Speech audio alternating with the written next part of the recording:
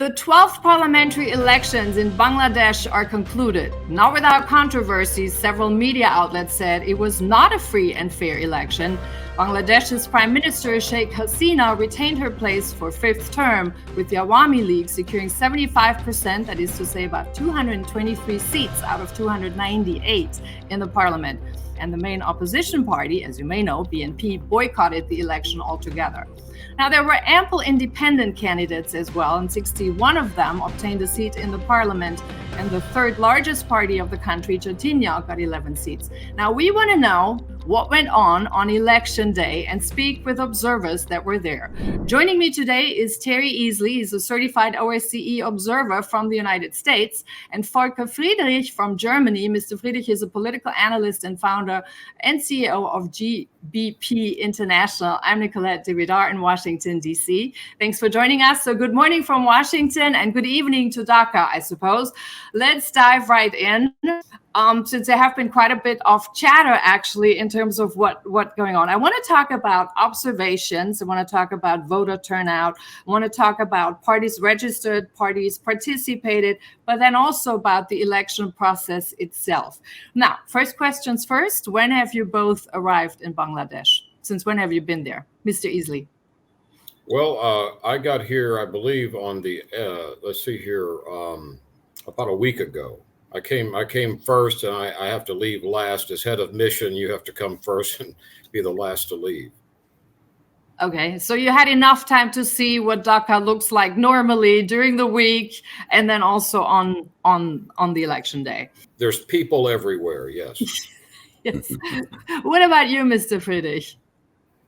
When did you arrive? Well, for me, it's more or less the same. I arrived here the Thursday before the election day. Election day was on the Sunday.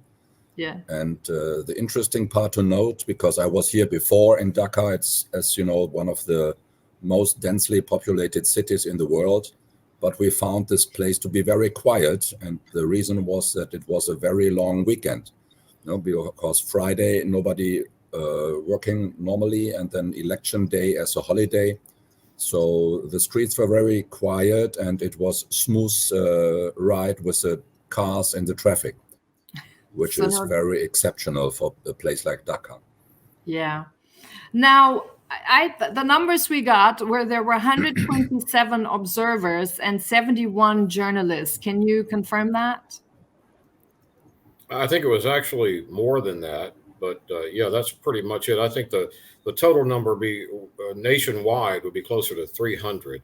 Now, we had 30 in our core group from 7 different countries, but it was a lot more than they had last time, I can tell you that. Mm-hmm. So tell us a little bit about the day. Where did you go to observe? Did you go to different places? Did you have a main stakeout? Tell us about the locations. Where did you go?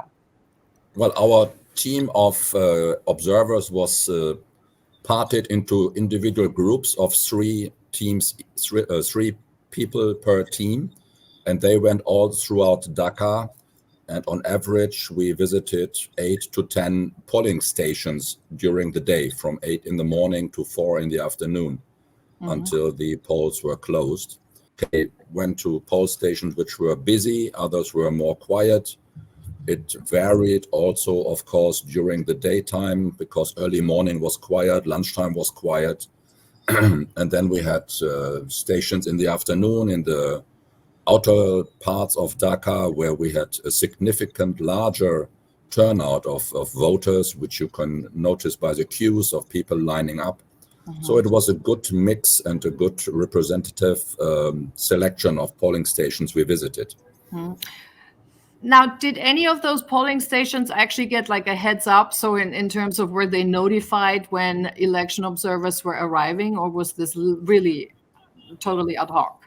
We didn't tell them we were coming. Somebody else might have. I mean, you see a truck full of police in front of you, and, with sirens going off, and then maybe, a van with a big sticker that says election observer. So if they didn't tell them we were coming, they would pretty much know we were coming. Now, just for us to understand, have you observed elections before, either in Bangladesh or other countries, just as a comparison, so we know a little bit more about you both?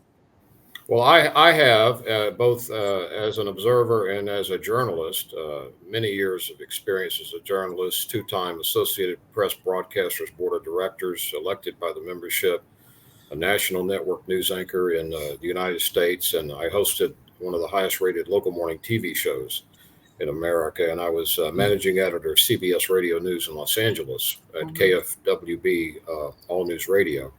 But the thing that is really interesting about this election, and the reason a lot of election observers didn't want to come, was because there was a pretty much a foregone conclusion as to who was going to win. And that's because one of the major opposition parties and others decided to boycott the election. And because of that, a lot of the election observers said, why go when it's a foregone conclusion? And the answer was because there still may be the possibility of, some problems, some irregularities, some fraud. Mr. Friedrich, do you have something to add to this one? I have some experience in Southeast Asian countries. I do my business in places like Malaysia, Indonesia, Vietnam, Thailand, and I have also been reporting about the political events there, including the elections. And what we have done here is exactly what Terry described. And it was an interesting experience. No real big surprises. As Terry said, nothing of the unusual happened. We were welcome at each and every polling station. They answered our questions very openly and friendly, and we were well received. So it was a very good exercise, very friendly, very cooperative. There was no indication that anything was like hidden behind our backs or anything like that. And it was also safe with a high level of security, police, armed forces, wherever you could see. So they took a major effort in making that a safe exercise. Now, Terry, when you go and observe an election, for example, what is it that you actually look for primarily? What would you say can actually constitute a free, fair election from when you go there and observe? Do you have any preconceived parameters where, no, this is definitely what I'm going to look for? Yeah, first of all, let me say, we don't care who wins, and we're not afraid of anybody. We're going to call it like we see it. That's just the way it is. But unlike a lot of election observers, I'm also an election fraud investigator. So I know how elections are stolen. I know how they're manipulated. I know how they're rigged. And so I'm looking for this, and I teach my team what to look for. In the case of Bangladesh, they are accused, either rightly or wrongly, we don't know, we weren't there, we can't adjudicate it, but we're aware of the allegations that some vote rigging may have occurred in the past. And that would be in the method and apparatus of ballot stuffing. Ballot stuffing is one of the most easiest, oldest ways of throwing an election. Now, one of the things we were on the lookout for was the ballot box. When does the ballot box arrive at the polling station? And what conditions is it in? Well, they arrive the night before, and they are open. They have not yet been closed. And when they are closed, in this case, because we asked every guy that was in charge of the polling station we went to, did you receive these boxes last night? Did you spend the night here at the polling station? They all had a sleeping bag. They spent the night at the polling station. And they said, yes, they arrived open, and they're clear plastic so you can see through them. Make sure there's no ballots already stuffed in them is basically what I'm saying. And then we put the top on, and we put 4 tabs that are all numbered the same, and that number matches the bin itself. And we attach those on there in the presence of the observers for each party. And this is something I thought was really interesting. Everywhere where the voting was taking place, over against the wall, they've got 4 to 7 people sitting there from different parties for different candidates who have registered to be an observer. And they're actually watching the vote happen. They watch the people go behind the curtain, and they use their stamp to make their vote. Then they come out and they fold the voting ballot, and they put it right there in front of God and everybody. and they view it. So it's very hard to then stuff the ballots later. So you're either going to stuff the ballots before the box gets there, or you're going to have people either periodically or at one time just put a bunch of ballots in there. And that's very, very difficult to do in the way that the Election Commission of Bangladesh has it set up. You know, to their credit, they have really put together, I think, a very good system using these paper ballots. So again, we asked everybody, did you spend the night at the polling station? Yes. So you were in the custody. Those ballot boxes were in your custody the whole time until the ballots got there the next day. And before the ballots got there the next morning, you had already closed it and you had shut it up with these 4 tabs with witnesses, and they've signed off to that. And so we thought that that was pretty strong. That's what we were kind of looking for. You know, we're on the lookout for ballot stuffing because that's been the accusation. Although we thought if anybody is dumb enough to do ballot stuffing in an election that you're going to win anyway, you know, you really don't deserve to be elected. But that did not happen, right? And we thought that would not happen, but we were on the lookout for it anyway. Mm-hmm. Mr. Friedrich, do you have a different take on that, or you wanna add something to those observations? Can you confirm them? Can you say you've seen something else? What did you like? What did you not like? Well, I have seen the biggest fraud in my life. No, just joking. So what Terry says is 100% accurate. And even though he was in a different team than I was, I think all our groups reported more or less in the same way what Terry has just said. So, I mean, in all seriousness and all fairness, credit where credit is due. And there was no striking element of any sign of misdemeanor or misappropriate handling of this election process. And again, we are talking about the process and the the supply chain of the election process. So the ballots were numbered, they were fingerprinted, the candidates, they had individual symbols, which I found very interesting.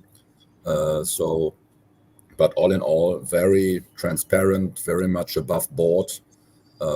So I confirm what Terry has said, and that's our key finding. Mm-hmm.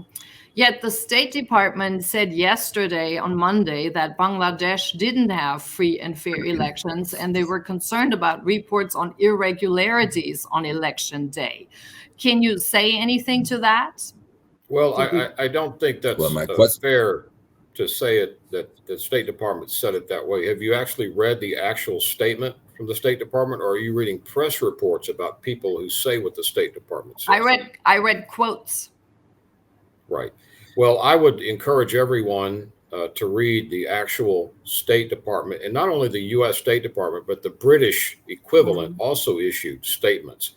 And it's more balanced than a lot of news media outlets have portrayed it.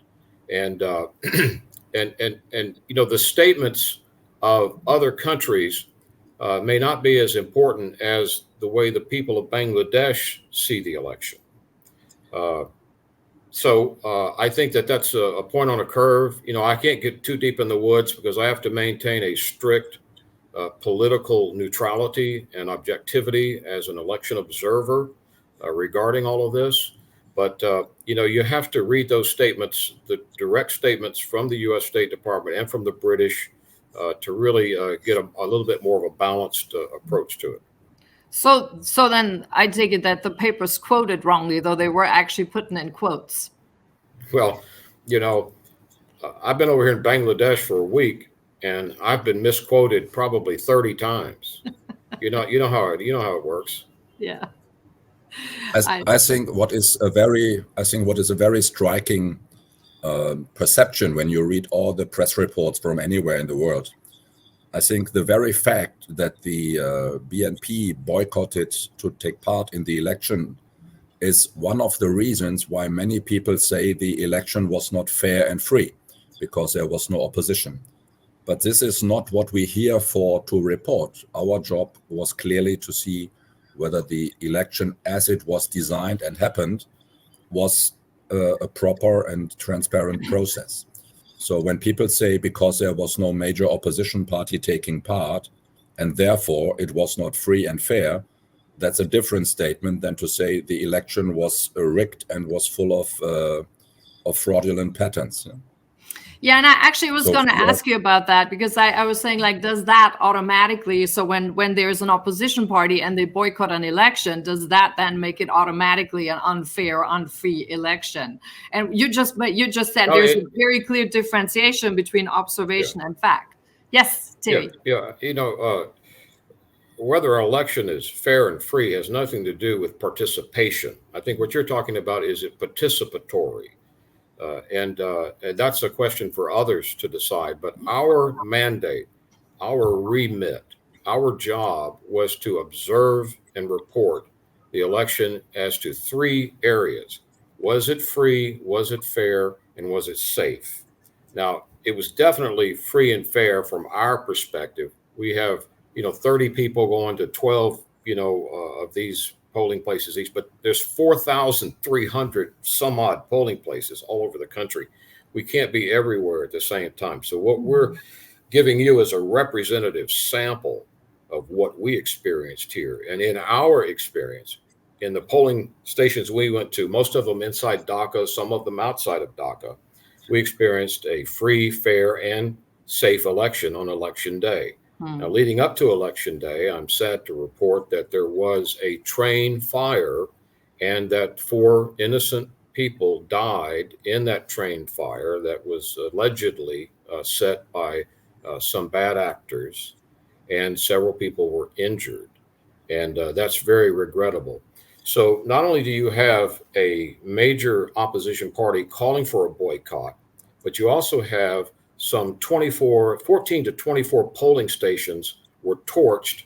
A political office of the Awami League was burned to the ground. And of course, you had this train fire that was very tragic and unfortunate that occurred. So this made some people want to stay away from the polls also, for fear that there may be more violence. However, as the day drove on and it was a very low turnout at the beginning. But as people began to see that, hey, everything looks okay, I think I can vote, they started coming out more and more. We noticed that by about noon, I think we had about, I think it was 20%, 18.7, 20% about noon as far as the voter turnout is concerned, according to an election commission official I spoke with. Then about 3 o'clock in the afternoon, that had moved up to 30%. And then by about 5 o'clock, because the polls closed at 4, but if you were in the line at 4 o'clock, you still got to vote up to 5. So we'll say from 3 to 5, they got another 10% to round out the 40% that has been reported by the Bangladesh Election Commission.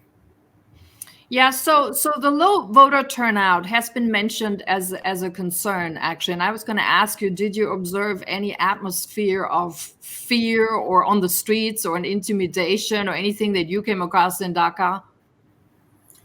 No, not at all, really, to be honest. And I think the opposite was the case. All the people we met walking in or waiting in the line at the polling station, I wouldn't say it was festive or super happy or party mood, but it was very relaxed, very calm, very matured. People were smiling, chit-chatting. They all took pictures with us, and they started to chat around. So, no, there was no sign of fear at all in the places I visited. And there were children, there were grandmas that were 90 years old that were being helped to put in their vote, which I thought was very impressive.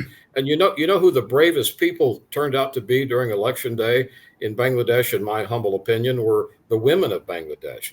They started showing up first. I mean, Volker can tell you that the very first people we saw voting at every center were the women of Bangladesh.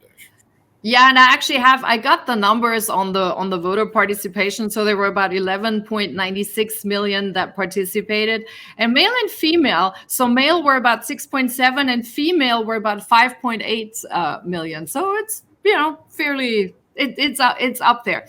Now, there has been the mentioning that when the actual voter participation was announced by the election committee, first it was about 28%, and then it was corrected and went up to 40%. Were either of you in the room at the announcement when that announcement took place? No, I was not. This is the first time hearing that. Okay. Yeah, because they were saying that it's not possible that in the last hour suddenly it jumped from 28 to 40. But then hearing what you said, what you noticed on Observed, that really the voter participation, picked up in the afternoon. That sounds more like in line with that. It could be possible. Yeah, Now, we were tracking the numbers in real time to take benchmarks so that we'd see if there was a trend and if it was consistent. And yeah. it seemed to be. So is there anything from your observations when you compared that to other elections that you observed, for example? Is there something where you say they did really better than others, and some things where you say maybe there's room for improvement? Well, if Volker, I why don't you may take add, that? yeah, I'd love to, because today, a day after the election, we had an coincidental business meetings, and of course, there were talk about the election because that's the story of the day, obviously.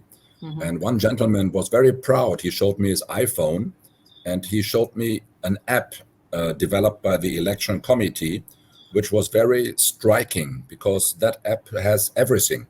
The list of the candidates, the tax revenue record of the candidate, the geographical distribution of the electoral districts. So really an extremely comprehensive election monitoring app available for every voter when you register with your ID and your name. And that was very striking to me. And that shows that Bangladesh is definitely also an IT country, which is still very much under recognized in the world. And that, I think, is something all other democratic countries should look at, to have that as well. And just a little bit ironically, sometimes forget about data protection, but this was very unique for me to see, and first time I ever saw that. Mm-hmm. Terry, you got something to add? Well, as far as technically is concerned, everything was put together and run very well, and we found that every poll worker and the guy that runs the polls, they were all very well trained, very enthusiastic even. And they answered all of our questions. They allowed us to look at anything we wanted to look at. Another thing I was looking at, as an election fraud investigator, is you want to look at the fingerprints. Mm. In the case in Bangladesh, after you vote, you either sign or you put your fingerprint. I don't know if that's because you may not know how to write or whatever, but a lot of people put their fingerprint with the same ink that you would use to vote with, because you vote by stamping your candidate. Mm-hmm. And I want to look to see if it looks like the same fingerprint. I know how to look at fingerprints, and they were all different. There was not, usually if you're doing some fraud, you're going to have the same fingerprint going through, and they had none of that. And I can also tell you that in an earlier visit that I had with the Election Commission in Bangladesh, I was looking for any deception that they gave me, and they gave me absolutely no deception, no signs of deception at all. And I was very impressed with their honesty and their transparency when we talked to them earlier. We even asked them a direct question when all the cameras left the room. Has anyone threatened any of you to do something that you don't want to do? And they enthusiastically did not indicate that at all. One of the election commissioners is a former brigadier general in the Bangladesh Army, and these election commissioners, impressed me as being, tougher than a $2 steak. These guys, I didn't think they were scared of anybody, to be honest with you. Yeah. Now, did you observe any of the media outlets there at the polling stations? Did you observe how dispersed were they? Everybody was there. And that's another key thing about Bangladesh is press freedom. There's something like 30, 40 channels in Bangladesh. And everywhere we went, they had 50 TV cameras. And so we were quite impressed. And, I go over to the side and I grab one of these guys and I say, look, I'm a reporter. I'm a news anchor. Tell me the truth. Do you feel safe and free to report whatever you want to report? And I actually logged in my logs 7 different news media outlets that I spoke with. One was an FM radio station. Most of them were TV stations and a couple of newspapers. And they were without even hesitation. Oh yeah, we say whatever we want. We write whatever we want. We do whatever we want. We feel totally free. And I said, well, okay. I was expecting, quite frankly, a different answer, but that's the answer that I got, to be honest with you. Now, there have been reports, Terry, and it looks like we lost Volker, so it's going to be you and me here for a moment. So there were reports that there were crowds aggregated or congregated, so to speak, for camera purposes to sort of show that there was a higher voter turnout, etc. And then after the camera was there, they were dispersed. Did you see any of that? Well, we went to one polling station outside of Dhaka. And I had been to that area before. They had some kind of like a zoo and a restaurant and a park back up in there. And I said, I passed by this exact building last time I came here, and they had a huge line, the longest line we had seen at that particular location. But it did not look, and they already had news media there. They had several news media. I can't see how they could possibly stage something with Press Xpress and other DBS and other channels being there. I don't see how they could have possibly staged that. Now, final point on there, and that's the legitimacy of the election. Can you say something as to when, as an observer, and I presume I have an idea of what I think you're going to say, but I'm going to ask you anyway, as an observer. They always ask anyway, even though they know I can't exactly. answer. As an observer, when would you say you would declare an election illegitimate as an observer? Versus a legitimate election? Well, if I witness fraud, irregularities, or some type of vote rigging, but I have to say this, that fraud, irregularity, and vote rigging has to be big enough to throw the outcome of an election. And unfortunately, when we look at most elections, even the 2020 election in the United States with President Trump, when we look at those elections, we find some irregularities. We find some fraud. We find some vote rigging, but we don't find enough to overturn an election. And that's always the problem. And this is a nation of 170 to 180 million people, okay? 4,300 whatever polling stations. There's going to be some irregularities. There's going to be some problems. There's going to be a bad actor here and there. But the problem always seems to be that, is it big enough to throw the election? So even if I were to witness with my own two eyes, vote rigging, ballot stuffing, you name it, that if it's 20 votes or 200 votes, it may not be big enough to throw an election of this scope and size. Okay, but what do you mean by big enough to throw an election? So one could argue big enough to throw an election when there's an argument that you have already a country that might be going towards a one-party country, so to speak. Then what makes something big enough to throw an election? Or is this not that not actually a concern at all? Well, if one party wins by 30,000 votes and you only find 3,000 irregular votes, well, then it's not big enough to throw the election, the outcome. Okay.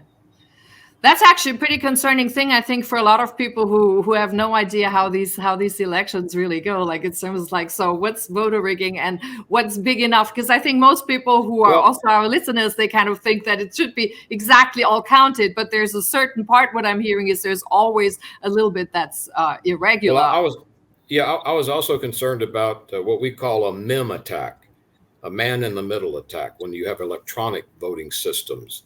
You intercept electronically the signal from the polling station before it gets to the election commission, and you change the vote, man-in-the-middle attack. And the person doing it is called the kingpin. That's a nomenclature. But in this case, they decided not to use, which I think was wise, not to use the electronic voting machines in this case, and because they are subject to exploit. And so I think I can compliment the Election Commission on that choice. Okay, so we're at the end of the show. Thank you so much for coming on, Mr. Friedrich. I give you the last word since we lost you here in the middle of this. Did you have any comments in terms of when would you consider an election sort of illegitimate versus legitimate? And then what's your final word on that? What's your final observation? Well, that's a tough question to close our discussion. The final observation for me is really like I did in many other countries, come here and seeing is believing. Don't read all the articles of people who write about a country or a party and they have never been to that country themselves. So being here personally is eye-opening, and talking to the people who are part of the election system here, who are the stakeholders in this game, that really makes a difference. And other than that, on a technical ground, when is an election rigged and when it has to be repeated, for example, that is beyond my capacity to judge, to be honest. So I think Bangladesh is a country which is full of potential. Being here personally is enriching in a broader sense. And with that, I'm grateful to have had the chance to be part of the election team here. So final word of observation, Terry, of the election there? Well, as the head of the International Observer team that was invited by the Election Commission and certified by them, I can honestly tell you that from our representative sample, the election in Bangladesh was free, it was fair, and it was safe. Thanks so much. Volker, any last word? Not really. I think that's the best closing remark we could get here today. We leave it at there. Thank you so much for coming on, gentlemen. Okay. Great to have you. And to have I would say one thing that occurs to me, that those who say it was not free, fair, and safe, I'm not talking about representative, but free, fair, and safe, those who say that, even if they're in the U.S. State Department, I would ask them, well, how do you know? Were you there? Yeah. Did you observe it? Well, guess what? Me and Volker, we were there, and we observed it. We went all over the place, and our team went all over the place. We observed it, and we did not have a single report. We told people early on, if you see something, say something. Say it to us. We have our little, name tags on. You'll know who we are. And we did not receive a single complaint the whole time we were here. So I think that's kind of telling. And that's why we had you on, because I believe somebody always has to have the feet on the ground, and then you can really see it, and then you can make an assessment, not by hearsay. So thank you so much for coming on. Thank you, our viewers and listeners, and have a good night.